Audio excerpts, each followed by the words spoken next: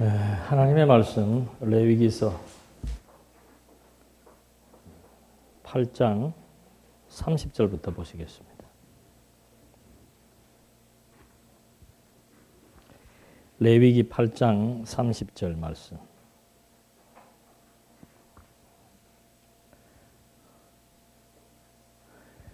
모세가 붓는 기름과 제단 위에 피를 조금 가져다가 아론과 그의 의복과 그의 아들들과 그와 함께한 그 아들들의 의복 위에 뿌려서 아론과 그의 의복과 그의 아들들과 그의 함께한 그의 아들들의 의복을 거룩하게 하였다. 모세가 아론과 그의 아들들에게 말했다. 너희는 회막문에서 그 고기를 삶아서 그것을 위임식 광주리 안에 있는 빵과 함께 거기서 먹으라. 이는 내가 아론과 그의 아들들에게 그것을 먹으라고 명령하여 이른 그대로이다. 제사 규례를 지금 선포하는 가운데서 제사장을 속죄해서 거룩하게 만드는 그런 규례가 지금 8장에서 소개되고 있습니다. 그 중에서 이제 거룩하는 그 규례 중에 하나는 뭔가 옷을 거룩하게 하고 또 그들을 정한 장소에서 음식을 먹도록 그렇게 하는 내용들이 소개되고 있습니다. 그러니까 모세가 아론과 그의 아들들의 옷에 피를 뿌려서 거룩하게 하고 제물을 먹으라고 합니다. 그리고 또 기름을 붓습니다. 이렇게 해서 구약 시대 때는 거룩한다는 것은 성별한다 그 말이죠. 애굽의 풍속과 애굽의 문화 속에 젖어 있던 이들에게 이제는 하나님께서 하나님의 백성으로서 하나님을 섬기는 그런 이제 자들로 바꿔놓은 거예요. 그러니까 하나님은 백성이 아닌 자들은 전부 세상 풍속을 쫓고 이방신을 섬기며 살아왔는데 이제 이들을 여기에서 단절시켜서 애굽에서 해방시킨 이유는 뭔가? 하나님의 언약을 이루셔서 이들을 갖다가 거룩한 백성으로 구별한 다음에 이들로 하여금 여호와 하나님을 섬기게 하시기 위한 것이 하나님의 섭리의 의도지요. 그래서 이들을 백성으로 하여금 하나님을 섬기게 하려면은 첫째는 구별입니다. 문화의 인종적인 애굽이라고 하는 것에서 하나님의 친백성으로 삼은 것에 대한 구별. 그 다음에 애굽의 문화권, 애굽의 종교 생활로부터 완전히 탈바꿈된 구별된 생활. 그래서 이들을 구별하기 위해서 유대인은 음식도 다릅니다. 음식 문화도 다르고 생활 광습도 다르고 여호와를 섬기는 방법, 제사 규례도 다르고 그 다음에 이스라엘 백성들에게 준 법도 다릅니다. 그러니까 이번에 우리 말씀운동 홈페이지에 누가 그런 글을 올려놨어. 함무라비 법전에 보니까는 모세의 율법과 똑같은 내용이 있습니다. 이게 도대체 신묘막측, 뭐가 신묘막측이에요? 세계 법전들 보면 다 유사해요. 뭐 별다른 법 없습니다. 도둑질 하면 몇 년이고 그 몇 년의 차이만 있을 뿐이지 도둑질 하면 안 되고 간음하면 안 되고 뭐 하면 안 되는 그거는 기본적으로 만국 공통으로 아주 유사한 법 조항들이에요. 중요한 것은 뭔가? 유대인들에게 주신 율법과 하무라비 법전이나 애굽 사람들이 가지고 있는 그 법과의 차이점이 뭔가? 유대인들 외에 주시는 법이라고 하는 것은 그냥 단순히 그들의 사회 질서입니다. 그들의 사회 질서를 유지하기 위한 차원에서 법이라고 하는 걸 갖고 백성들을 제재하고 통솔하기 위한 방법이지만 성경에서 이스라엘 백성들에게 주어지는 이런 지금 이 율법에는 계명과 율례와 규례가 있습니다. 그 규례 중에 지금 하나를 공부하고 있는 거예요. 이스라엘 백성들에게 준 율법을 목적은 바로 뭔가? 사회 질서 유지 차원이 근본적인 게 아니에요. 이 사람들은 인간 사회생활을 통해서 발생되어지는 모든 문제를 가지고 하나님 앞에 나올 때 하나님께서 그들의 죄를 뭐 해주는 거예요? 제사를 통해서 사해 주심으로 말미암아 나는 너희의 하나님이 되고 너희는 내 백성이라고 하는 사실을 깨닫게 해서 하나님은 정말 우리 열조와 언약하신 대로 우리를 범죄했음에도 불구하고 아주 멸하거나 아주 죽이지 아니하시고 제사 규례를 통해서 용서해 주심으로써 하나님은 우리의 아버지가 되시고 언약대로 이루시는 여호와로 존재하시는구나. 이 사실을 알게 하기 위한 말 그대로 종교적인 색채가 근본이에요. 그러니까 문구가 또는 몇 가지 조항이 유사하게 나타나 있다라고 해서 야 봐라 여기에도 이런 율법이 있고 저기에도 이런 율법이 있는데 그렇다면 모세의 율법보다 함무라비 법전은 500년 앞서 있던 겁니다. 그러니까 모세가 하나님께 이 율법을 받은 것이 아니고 함무라비 법전을 모세가 보고 베껴서 쓴 것이다라고 하는 그 말을 하고 싶어서 자유주의 신학자들은 그런 방식으로 율법을 연구하고 있지만 성경은 그게 아니에요. 성경이 하나님께서 그냥 모세 시내산에 불러서 율법을 주셨다라고 하면은 그거 주신 거예요. 그게 어디가 있습니까? 그래서 우리가 지금 구약 성경을 통해서 하나님의 언약을 공부하고 신약 성경을 통해서 언약대로 성취된 뭐예요? 사실을 지금 확인해 들어가는 거예요. 그래서 이게 중요한 거라 그 말입니다. 그래서 구약 때는 하나님께 자기 백성들을 구별하고 거룩한 백성으로 구별하기 위해서 그들의 옷에다가 피를 뿌리고 그들의 옷에다가 기름을 붓는 이런 아주 모형적인 방식에 의해서 이 백성들을 구별한 거예요. 그럼 오늘날은 어떻게 구별합니까? 구약 성경은 그리스도로 말미암아 성취하실 것에 대한 언약이며 이런 방법들은 모형이라 그 말입니다.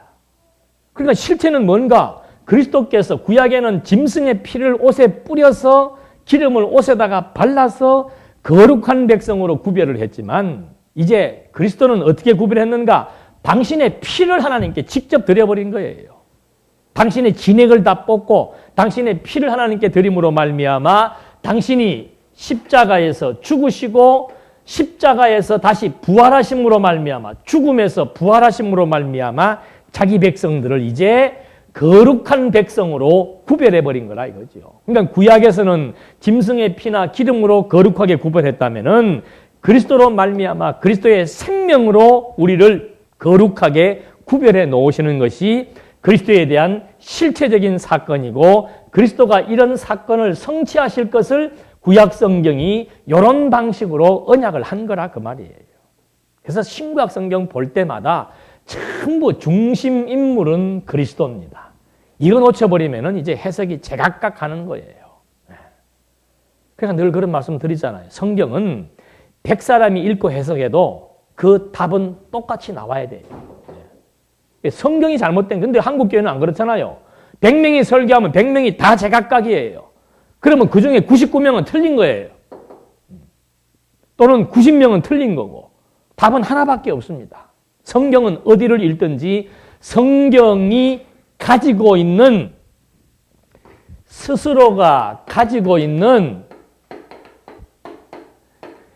자증하는 논리가 있습니다. 자증의 체계가 있다면 스스로가 진리임을 증명해주고 있는 그런 체계와 원리가 있다는 거예요. 그 체계와 원리에 의해서 해석을 하게 되면은 100명이 해석해도 결론, 해석 과정, 원리, 주제, 목적 똑같이 해석하게 되어 있습니다. 우리가 쉬운 예로 여기 지금 영문으로 된 성경을 보더라도 영문 번역하면 어떻게 해요? 10사람이서 번역하면 10사람이 다 어떻게 나와야 돼요? 같게 나와야 돼요. 물론 중간에 조금 의미가 조금씩 달라지는 경우는 있지만 그 내용을 읽고 이해되어지는 의미는 다 똑같이 해석되어지는 거 아니에요? 그렇게 안 되면 시험 치면 틀리는 거란 말입니다. 성경도 마찬가지예요. 하나님의 의도가 있습니다. 신구약에 나타난 하나님의 의도가 있습니다. 하나님 당신을 지금 이렇게 스스로가 증명해 주기 위한 원리와 체계가 있습니다. 그것이 없다면 성경은 진리 아니에요. 진리라고 하는 것은 이론적인 체계를 구성하고 있는 겁니다. 그 이론적인 체계가 바로 뭔가 언약과 성취가 바로 그 체계의 원리가 되는 거예요. 이 깊이를 몰라요. 참 답답하지요. 이 깊이를 모르니까 기껏 해봐 요즘에 뭐라고들 얘기하는 사람들이 있는가 하면은 성경은 성경이 자정한데요. 성경 개론도 필요 없고 성경 개론이 무슨 한 사람이 무슨 깊이 기도하다가 어디 하늘로부터 받은 그런 개인적인 사상이나 무슨 신비적으로 나온 건 줄로 아니에요. 성경이 가지고 있는 스스로가 증명하고 있는 원리 체계가 바로 성경의 뼈대를 간추려 놓은 성경 개론이란 말입니다. 성경 개론대로 안 하면은 안 되게 돼 있는 거예요. 네. 그러면 성경 개론이 진리냐? 성경의 자정적 원리를 뽑아내었다는 사실을 어떻게 확인할 수 있는가? 성경 개론대로 확인해 보았을 때 진짜 이런 원리에 의한 해답이 딱 떨어지면은 그건 맞는 거예요. 그거 확인해 보진 않고 성경 개론대로 안 하고 그냥 독자적으로 하는데, 독자적으로 하는 것이 뭔가? 객관성 있게 해야 된다. 객관성 있게 하는 것이 뭔가? 성경 읽고 성경대로 말한대요. 원리 없이, 체계 없이 어떻게 이걸 마음대로 제대로 해석을 할 수가 있습니까? 그러니까 자기들 마음대로 해석하는 거예요. 또 좀 성경대로 해석한다는 사람들은 오전에 말씀드린 대로 예수에 대한 예언 사건들이 쫙 있잖아요. 이걸 구약에서 한 구절 뽑아내는 거야. 이렇게. 이 사건은 아까 제가 읽어드렸지 않습니까? 이사야서 몇 장 몇 절에 있다? 그거 짝 맞추기 하고 앉았어. 특별한 사건들을 구약의 예언에 기초해서 증명하는 것도 있지만 구약 성경 전체가 지금 다 말하고 있는 거예요.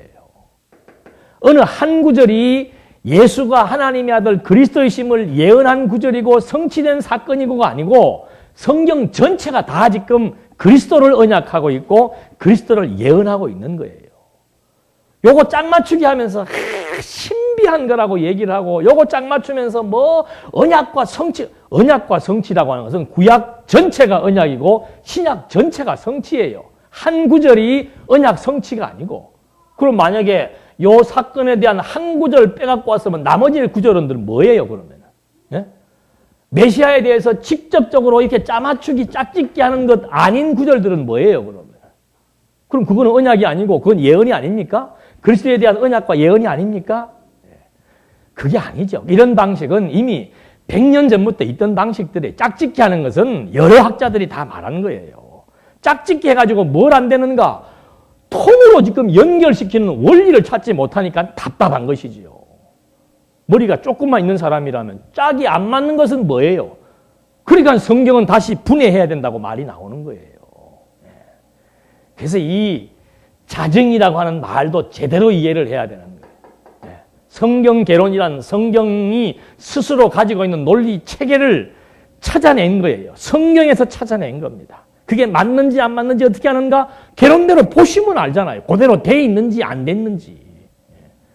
그렇게 해서 하나님의 언약과 성취라고 하는 이 원리에 의해서 하나님의 아들 예수가 그리스도이심을 확인하게 되고 그러므로 하나님이 존재하신다는 사실을 우리에게 입증시켜주는 거. 지금 이 사건도 마찬가지입니다. 구약에서 기름 부르고 피 뿌린 것이 거룩이었다. 그게 예수라고 어디 직접적으로 말해놨어요?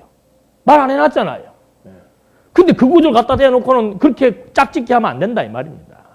성경 전체가 구약 성경 전체라고 하는 것은 구약의 논리를 통해서 확보된 언약의 내용이 전체적으로 그리스도를 증거하되 이제 부분의 사건들은 이렇게 전개되어짐을 알 수 있다라고 설명을 해야지 부분이 전체인 것 양 설명한다는 것은 잘못된 설명 방식이라는 얘기죠.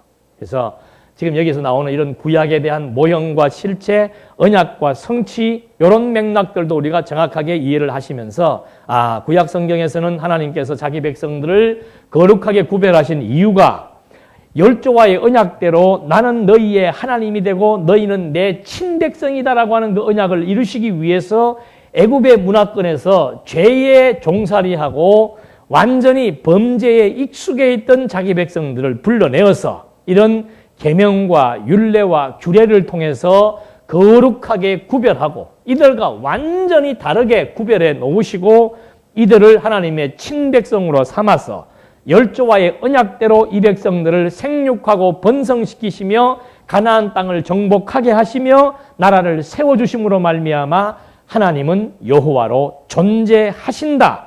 이 사실을 알게 하시기 위한 것이 지금 레위기서에 나와 있는 내용들로서 확인해 볼 수 있는 것이죠. 그 다음에 32절 말씀에 32절까지 했어요? 그리고 고기와 빵의 나머지는 불살라라. 너희는 너희의 위임식 기간이 끝날까지 7일 동안 회막문에서 나오지 마라. 이는 너희 위임식이 7일 걸리기 때문이다. 여호와께서 오늘 그렇게 하신 것은 주께서 너희를 속죄하시려고 명령하신 것이니 너희는 밤낮 7일 동안 회막문에 머물고 여호와께서 지시하신 것을 지켜라. 그리하면 너희가 죽지 않을 것이다. 내가 이같이 명령을 받았다. 아론과 그의 아들들은 여호와께서 모세를 통해 명령하신 모든 일들을 하였다. 그러니까 이렇게 하나님께서 자기 백성들을 거룩하게 하시는 그 원리는 바로 뭔가? 하나님께서 명해 주신 뭐에 의해서? 규례에 의해서 자기 백성들을 의롭다고 해주시는 거예요. 이스라엘 백성들이 어떤 행동을 잘 했기 때문에, 하나님 앞에서 이쁜 짓을 했기 때문에 그들을 친백성 삼아주시는 것이 아니고, 친백성 삼아주시겠다고 열조와 약속을 했기 때문에 그 약속을 이루시기 위해서, 하나님이 그 약속을 하시고 하나님이 그 약속을 이루시기 위해서 이들을 그들의 행위와 상관없이 어떻게 해요? 의로운 백성이라고 하나님이 인정해 주시는 거라 그 말입니다. 그거 얼마나 웃겨요. 예? 짐승 피 뿌렸다고 어려워집니까? 흔한 것이 감람나무 기름인데 요즘 우리로 말하면은 그래 참기름 좀 뿌렸다고 해서 어려워지겠어요? 말도 안 되는 소리지요.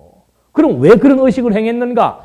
하나님께서 약속하신 그 약속의 조항들을 하나하나 설명해 주어서 이런 의식을 통해서 네가 의롭게 되었으니, 네가 의롭게 된 것은 말 그대로 너의 행동, 네가 선하고 아름답게 살았기 때문에 거룩한 자가 아니고 네 몸에다가 피 뿌리고 기름 뿌렸기 때문에 네가 의로운 사람이 된 것이다. 그 피와 기름은 내가 뿌리다 그런 것이다. 왜? 내가 너희 열조들과 친백성 되어 주겠다고 약속했기 때문이다. 이런 의식의 과정을 통해서 하나님 거룩하게 되는 것이 인간의 노력이나 인간의 행위로 되는 것이 아니고 하나님의 은혜로 말미암는다는 사실, 이걸 지금 백성들에게 알게 하기 위한 것이죠. 그러니까 성도들의 생활 행동 원리, 성도들의 생활 원리나 성도들의 행동 원리라고 하는 것은 딱 사람들에게는, 인간에게는 두 가지예요. 규범에 의해서 행동하는 것이 있고 은혜에 의해서 행동하는 것이 있습니다. 규범에 의한 것이라고 하는 것은 대가를 받기 위한 거예요. 잘하면은 상 주고 못하면은 벌 주고. 이건 인간의 본능입니다. 우리도 어릴 때부터 그렇게 자라온 거예요. 그러니까 무슨 일을 할 때 항상 어떤 면에서 애들에게 경제력을 키워주기 위해서 심부름하면 돈 주고 하는 것도 중요할 부분입니다만은 자칫하면은 그런 애들은 크면은 항상 부모하고 뭘 해야 돼요? 딜을 해야 돼. 오늘 뭐 하면은 뭐 줘야지. 내가 뭐 했으니까 뭐 내놔라. 이런 관계가 형성돼 버리는 거예요. 그건 자연스러운 관계예요. 자연스러운 관계. 이래서 여기에서 인과응보라고 하는 그런 통념, 사회 통념에 의한 원칙이 발생하게 되는 거예요. 네가 이렇게 했으니까 저렇게 된 것이고 네가 이렇게 했으니까 그렇게 된 거 아니냐. 원인과 결과가 분명하다 이 말이죠. 이래서 여기에서 인간 본의의 인본주의 사상이 확립되어 나가는 거란 말입니다. 근데 기독교는 완전히 이걸 뒤집어 버리는 거예요. 어떻게 뒤집는가? 하나님께서 일방적으로 우리에게 은혜를 베푸시고 사랑해 주시는 거예요.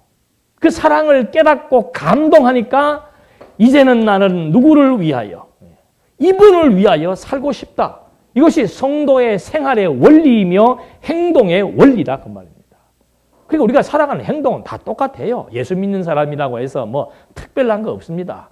예수 안 믿는 사람이라고 해서 특별한 거 없어요. 겉으로 나타나는 것은 밥 세끼 다 먹고 뭐 웬만큼 도통한 사람 아니면 오른밤 때리면 왜 때려하고 소리 지르는 건 당연한 거예요. 고도의 성숙 단계에 들어간 사람이 오른밤 때리면 왼밤도 내놓고 그래도 한번 웃으면서 때려봐라 이렇게 하면 모르지만은 그것도 인상 쓰면서 때려라 그러면 그거는 안 되는 거예요. 그러니까 대부분의 많은 사람 무슨 착각을 하는가 하면은 예수 믿으면은 막 하루아침에 개조가 돼가지고 속도 위반도 안 하고 딱지도 안 띄고 오른밤 때리면 왼밤까지 맞으면서 웃고 막 핍박하는 자를 막 도리어 사랑하고 꾸고자 하는 자를 어떻게 해요 또 막. 나 그런 분들 좀 자주 만났으면 좋겠어. 꾸고자 하는 자에게 끊임없이 꾸어주는 사람이 있으면은 마음의 변화 없이 위선하면 안 됩니다. 뭘 이래라 저래라 할 게 뭐 있어요?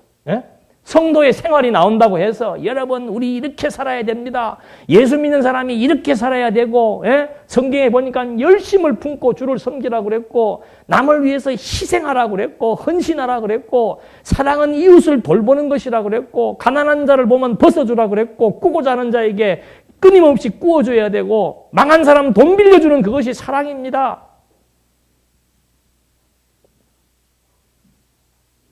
완전히 이거예요. 완전히 이거. 안 하면은 어떻게 됩니까? 본능이 말해주고 있는 거예요. 그렇게 안 하면 어떻게 됩니까? 하나님께서 하고자 하고 명령하신 것, 하나님이 우리에게 주신 그 규범을 행하지 않으면 어떻게 됩니까? 물어보나 마나지요. 물어보나 마나. 당신들 그런 식으로 사는데 저는 뭐 TV만 틀면은 전부 그런 설교 아니에요. 예? 뭐 유명하든 무명하든 그래도 텔레비에 나오면 유명하니까 돈 있으니까 나오는 거 아닙니까? 예? 한 편 설교하는데 100만 원씩 줘야 되는데 웬만한 교회에서 나오겠어요? 그래도 성공한 사람들이 나오는 설교란 말입니다. 설교의 패턴이 뭔가 다른 것 없습니다. 행한 대로 주시는 거예요. 행한 대로. 복 받기를 원하십니까? 이쁜 짓 해라 이거예요.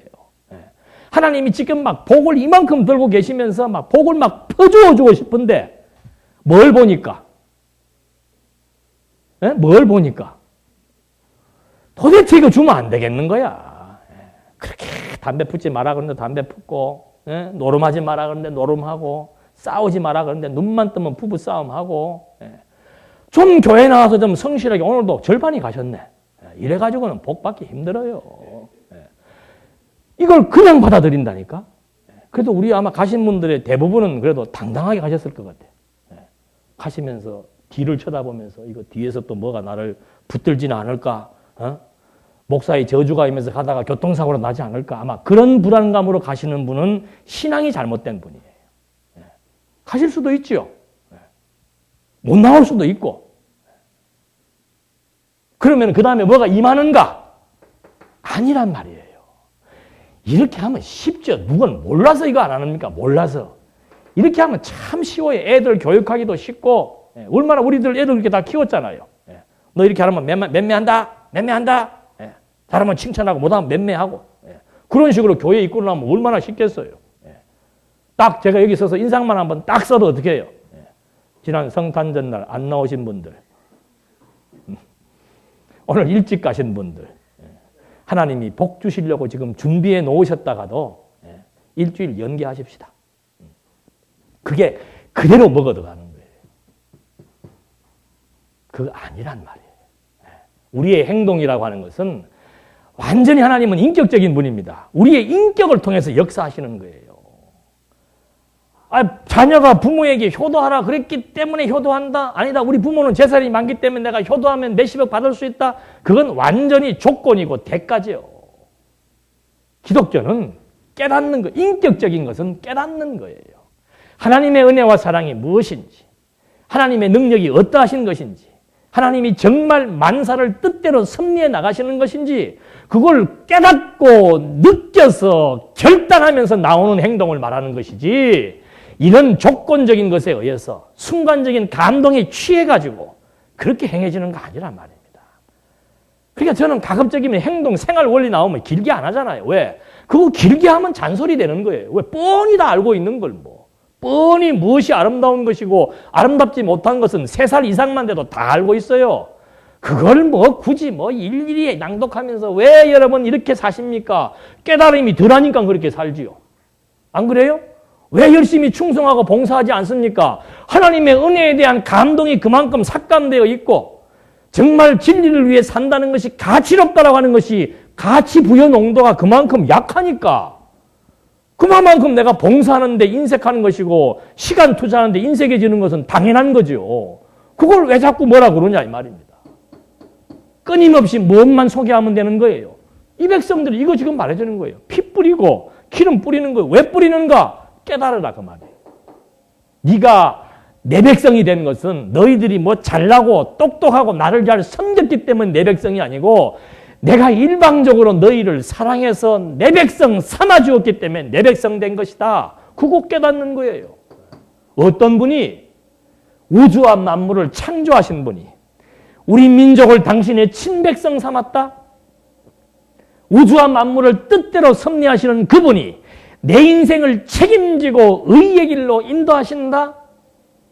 그게 깨달아 믿어지니까 눈만 떠도 누구 생각하는 거예요?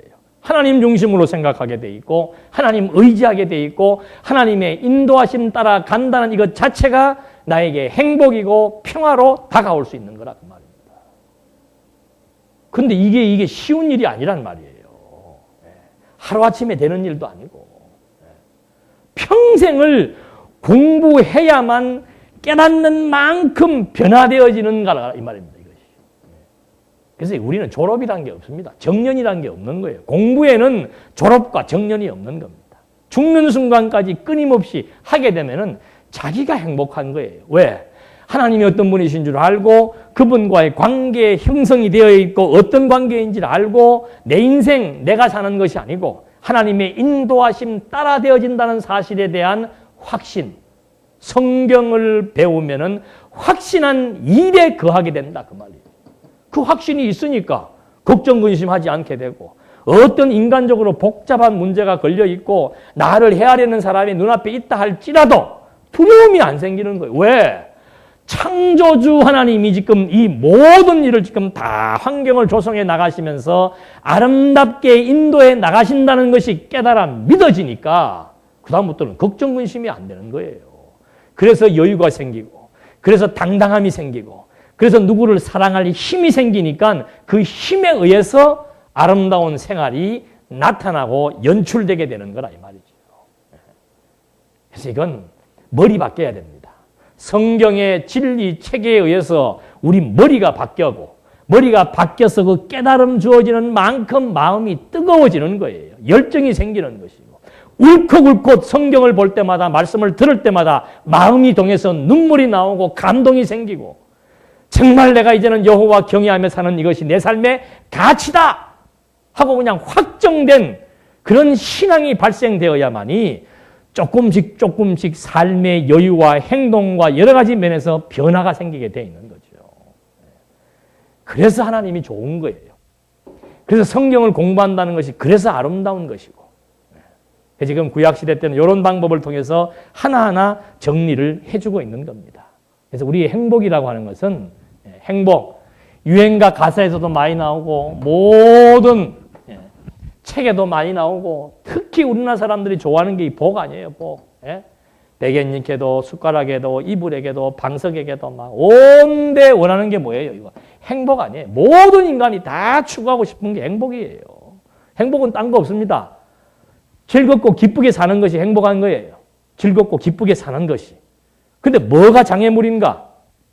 돈이 장애물이에요. 그러니까 대부분의 많은 사람들은 행복이란 그거는 알지요. 즐겁고 기쁘게 사는 것이 행복이다. 이건 알아요. 근데 무엇을 어떻게 해야 즐겁고 기쁜지는 지금 잘 모르는 거예요. 그러니까 많은 사람들이 돈 많으면 어떻게 할 것이다? 즐겁고 기쁠 것이다. 대부분의 많은 사람들이 일평생 뭐 때문에 사는가? 돈 벌기 위해 사는 거예요. 돈 많으면 뭐 할 것 같으니까? 즐겁고 기쁘게 살 수 있을 것 같으니까. 그래서 속는 거란 말입니다. 성경에도 그러잖아요. 재물과 하나님을 겸하여 섬기지 못한다는 말의 의미는 뭔가? 하나님 경외하기 것만큼 인간은 본능적으로 재물을 섬기게 되어 있는 거예요. 이 재물의 힘이라고 하는 것은 이건 막강한 겁니다. 재물의 유혹, 재물의 힘, 이 재물의 어떤 그 마력이라고 하는 것은 하나님과 견줄 만큼 대단한 거예요. 근데 그것으로부터 자유로울 수 있다? 그건 성공한 사람. 그게 성공한 사람이에요. 돈의 노예가 되어서 돈 벌면 행복할 것이다라고 해서 일평생 돈. 제가 어저께인가 한번 얼핏 무슨 드라마를 보니까 벽에 도배를 돈으로 해놨더만. 그 인간은 죽을 때까지 불행한 사람이에요. 왜? 돈은 욕심대로 안 채워집니다. 여러분 돈 남아도는 사람 없어요. 10억짜리 사업하는 사람은 2억이 모자랍니다. 1년에 연봉 3, 4천 되는 사람은 늘 한 돈 1,000만 원이 부족해요. 그러니까 돈이라고 하는 것은 늘 부족한 거예요. 왜 부족한가? 욕심이 돈을 넘어가고 있기 때문에. 현실을 더 넓게 보는 것이 욕심이기 때문에 항상 부족한 것이 돈이란 말입니다. 그러니까 평생 죽을 때까지 돈을 벌면서도 즐겁고 기쁘게 못 사는 거예요. 근데 성경을 알면은, 이 돈이라고 하는 것도 다 하나님의 뭐에 의해서, 분복에 의해서 하나님이 주시는 분량만큼 주신다, 그거에 대한 확신이 있으면 성경을 배워서 돈이 어떤 것이라고 하는 것에 대한 깨달음이 주어지면은 돈으로 말미암은 유혹과 욕심에 따라서 불행해지지 않는다, 그 말입니다. 오늘 주어진 여건 속에서 오늘 주어진 돈의 분량 따라서 만족하며 감사하며 즐겁고 기쁘게 살아갈 수 있는 거죠. 그러니까 즐겁고 기쁨이라고 하는 것은 전제가 만족해야 되는 거예요. 만족해야. 아내가 남편한테 만족해야 행복해하는 것처럼, 자녀가 부모에게 만족해야 행복해하는 것처럼, 우리의 신앙이라고 하는 것도 하나님이 어떤 분이신 줄 알고 하나님에 대한 인식의 결과로 오늘 주어진 여건에 만족할 수 있는 자라야 상황과 환경과 질적 내용과 상관없이 즐겁고 기쁘게 살 수 있는 거예요. 이랬으면 좋겠다, 저랬으면 좋겠다, 요거는 요렇게 됐으면, 그거 전부 불신앙적인 요소입니다. 완전히 생각을 바꿔버려야 돼. 이 생각이 완벽하게 그냥 흑백으로 뒤집어져 버려야 되는 거예요. 진리는 흑백입니다. 아시겠어요? 어떤 분은 뭐 흑백이야. 진리는 흑백이에요. 빛과 어둠 중에 빛이란 말입니다. 확실하게 뒤집어 버려야 돼요. 인간의 욕심에 의한 사고, 부족감, 불만, 불평 완전히 뒤집어져서 하나님이 어떤 분이신 줄 알면은 만족이 생기는 거예요. 뭐라고? 이스라엘 백성이 주제가 뭐라고? 애굽에 종살이하던 주제였는데 그들의 조상은 저 이방 땅에서 우상성님에 살아왔던 아브라함이었는데 하나님 앞에 내세울 만큼의 이력도 없습니다. 뭐 아무것도 없어요. 400년 종살이하던 민족이 뭐가 대단하겠습니까? 노예 근성에 쩔어 있고 패배의식에 쩔어 있는 그들이었는데 그런 패배자, 노예 근성에 쩌들어 있는 그들을 불러내어 하나님은 지금 새 옷을 입히고 새로운 사람으로, 새로운 어떤 사회의 구조와 문화와 어떤 제도를 통해서 이들의 두뇌를 완전히 하나님께서 바꾸어 버린 거예요. 그거 바꾸어지는 게 뭔가? 오늘 주어진 현실 속에 만족할 수 있는 겁니다. 만족만큼 중요한 건 없는 겁니다. 그냥 이유 불문하고, 오늘 내가 지금 왜 짜증이 날까? 짜증나는 것은 불만족입니다. 왜 불만족스러운가? 하나님이 어떤 분이신지를 잊어버렸기 때문에 지금 오늘 주어진 여건에 대한 만족이 안 생기는 거예요. 그런 만족감이 없으니까는 항상 신경이 어때요? 우리가 알잖아요, 상태를. 만족하면은 평안하고, 평안하면은 그저 감사하고 즐겁고 기쁜 거예요. 만족이 없으면은 그다음부터 신경이 예민해져 있는 거예요. 더 가면 갈수록 극도로 예민해지기 시작하는 겁니다. 주변과 비교해도 예민해지고 혼자 있어도 예민해지고 끝없이 예민해지는 거예요. 날카로워지고. 그러니까 막 신경이 예민해서 쫙 한마디 던지면 신경질 팍팍 나오고 성향 따라서, 그건 사람 따라 달라요. 성향 따라서 신경질을 발산하는 사람이 있고 속으로 삭히는 사람이 있고, 삭히니까 이제 우울해지는 거고. 발산하는 자기도 해롭지만은 상대방에게도 피곤을 끼치는 것이고. 그래서 인생관계가 살벌한 거예요. 관계가 될 수밖에 없고 살벌한 관계가 될 수밖에 없단 말입니다. 근데 성경은 이런 진리가 없는 겁니다. 하나님 어떤 분이신지 깨달으면은 너무도 확실하잖아요. 창세전부터 세워놓은 당신의 계획대로 마지막 끝날까지 그렇게 진행되어지고 섭리되어진다는 사실이 너무도 성경을 통해서 공부해보면 확실하고, 내 인생을 뒤로 돌아봐도 너무도 확실하고, 내 생각대로 되는 게 없단 말입니다. 하나님의 뜻이면 된다라고 하는 사실이 깨달아 믿어질 때 우리 마음속에는 만족이 넘치고 평화가 넘쳐서 즐겁고 기쁘게 사는 거예요. 오늘 하루 인생이 끝이 아닙니다. 실망할 거 없습니다. 오늘 하루 인생이 끝이 아니에요. 다가 아니에요. 그냥 즐기자 말입니다. 똑같은 축구 경기를 해도 즐기면서 하는 사람이 있고, 막 자기 목표 세워가지고 이번에 막 금메달 따야 되겠다 해가지고 하면 그건 즐기는 게 아니고 금메달의 노예가 돼버리는 거예요. 운동도 즐기면서 해야 몸에 건강해지는 것이지. 즐기면서 살자니까요.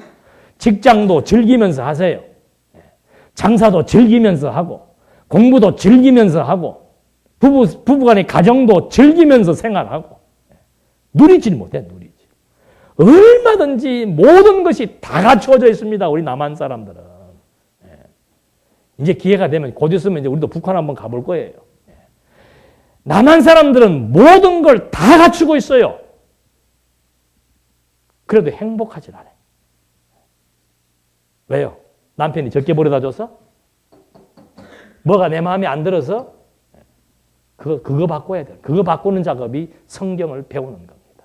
그래서 하나님께서 하나님을 모르게 되면은 자꾸 사람들은 그런 재물적인 거, 사람으로부터 인정받으려고 하는 거, 또 인기를 얻으려고 하는 거, 뭐 막 이런 일반적인 모든 것들이 우리에게 장애물이 되어가지고 정말 즐겁고 기쁘게 살아가는 이런 아름다운 삶을 우리들로부터 뺏어가고 있는데 하나님 알면은 딱 하나님 중심으로 살아가고 싶은 선한 마음 생기죠. 선한 목표 생기죠.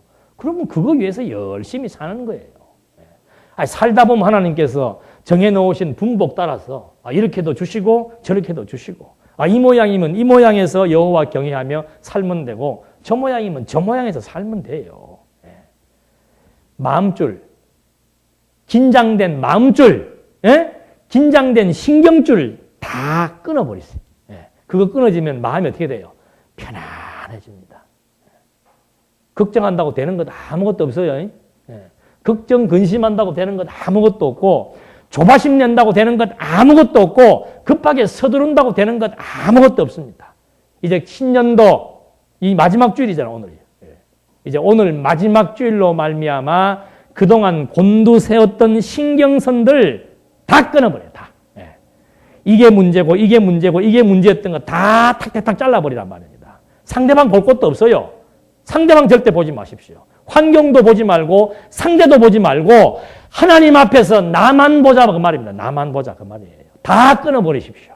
그러면 걱정할 것도 없고 근심할 것도 없고 화날 것도 없고 불만스러운 것도 없게 되어 있는 겁니다. 그저 오늘 먹을 것과 입을 것이 있은즉 하나님 감사합니다. 오늘 하루 주셔서 이렇게 건강 주셔서 오늘도 숨쉬며 호흡하며 식구들과 교회와 직장 속에서 살아갈 수 있다는 것이 감사합니다. 이것이 우리의 신앙입니다. 믿든지 마시든지 선택을 하시든지 마시든지 내년도도 또 계속 그렇게 사시고 싶으면 사시는 거고 할 수 없어. 이제 말씀 들을 때 정리하시자 말입니다. 그래 그건 말씀이니까 좀 듣고 문 열고 나가면서 다시 또 원위치 돌아가지 말고 이 시간에 다 끊어버려. 그냥 다. 생각들 사거리 다 바꿔버리고 맺혔던 거, 억울한 거, 뭐 인간관계에 얽히며 살아왔던 모든 것들을 다 털어버릴 거 털고 그게 망년 아니에요. 망년은 그냥 잊어버리는 걸 끝나지만 우리는 그냥 잊어버리는 게 끝나는 게 아니고 하나님에 대한 지식이 들어오니까 탁탁탁 가이질 할 수 있단 말입니다.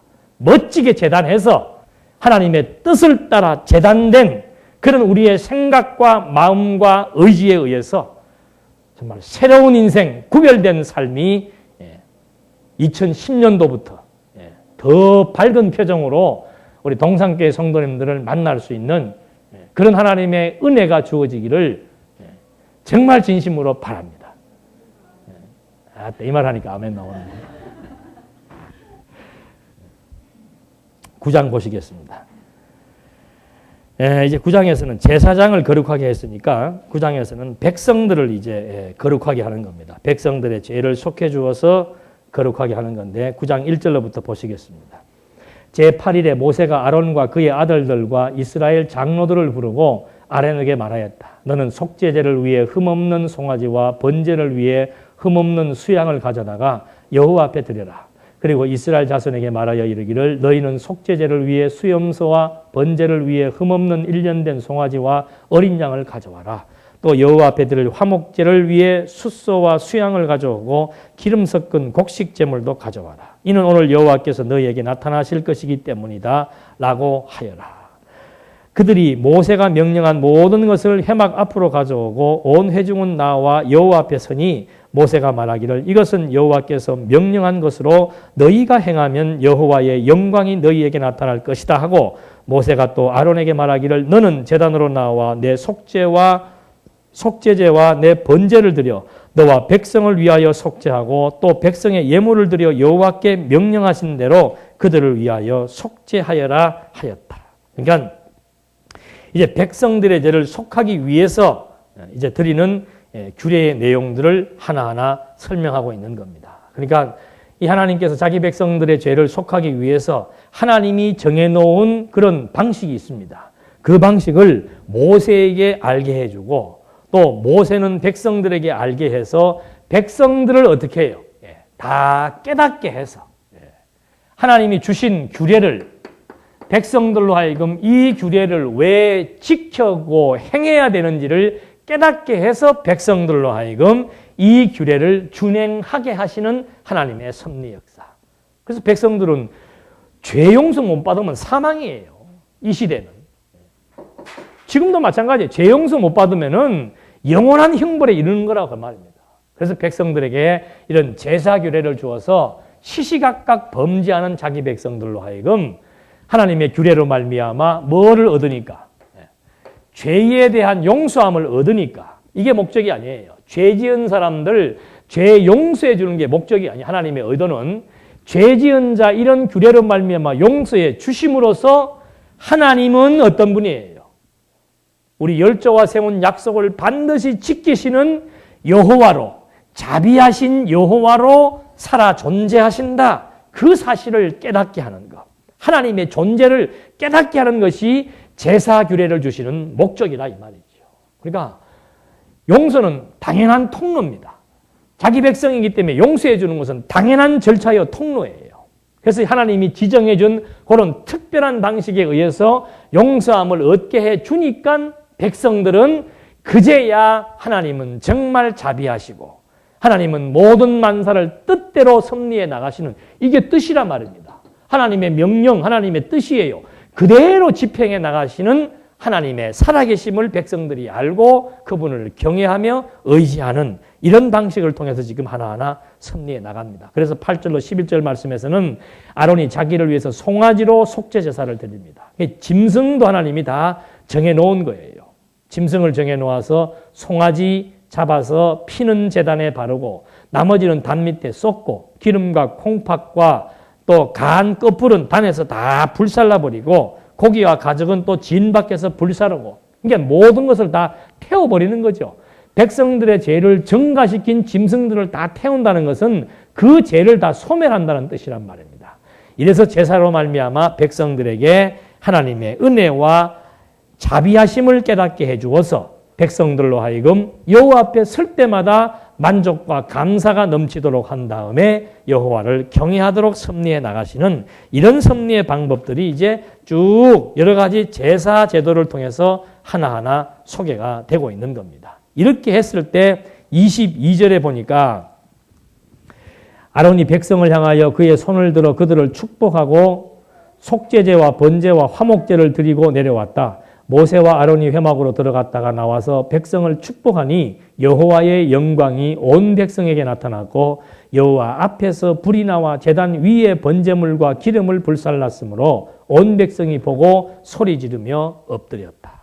이제 여호와께서 행하라고 하는 그런 방식에 의해서 제사를 다 드린 거예요. 그러니까 제사를 드리니까 이제 막 제단 위에서 모든 제물들이 다 불살라서 여호와 앞에 상달됨을 보고 여호와의 응답하심이 있었던 거예요. 그러니까 백성들이 거기에서 전부 다 여호와 앞에 소리를 지르며 탄식하는 거죠. 탄복하는 거죠. 여호와 찬송하는 겁니다. 와, 정말 하나님께서 당신이 명하신 규례대로 우리가 그대로 제사를 드렸더니 하나님께서 그 제사를 받으시고 우리의 죄를 용서해 주셨다라고 하시는 하나님의 섭리를 백성들이 깨닫고 여호와 앞에 찬송과 감격을 드리는 아름다운 제사의 모습들.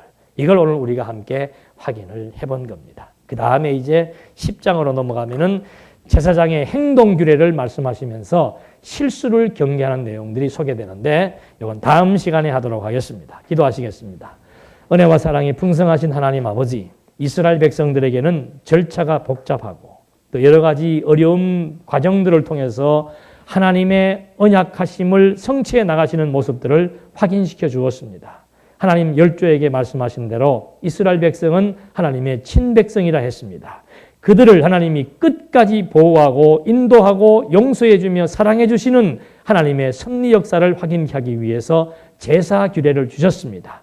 오늘 우리가 받은 제사 규례는 그리스도의 죽음과 부활로 말미암아 정말 진정한 사랑이 무엇이고 하나님의 능력이 무엇인 것을 또 한 번 확인시켜 주신 바 우리에게 주어지는 삶 속에서 그대로 반영되게 하시사 여호와 하나님의 뜻대로 모든 것이 섭리되어지기에 여호와의 뜻을 기리며 여호와의 능력을 의지하며 살아가는 즐겁고 기쁜 행복된 삶으로 인도해 주시옵소서. 예수님의 이름으로 기도드립니다. 아멘.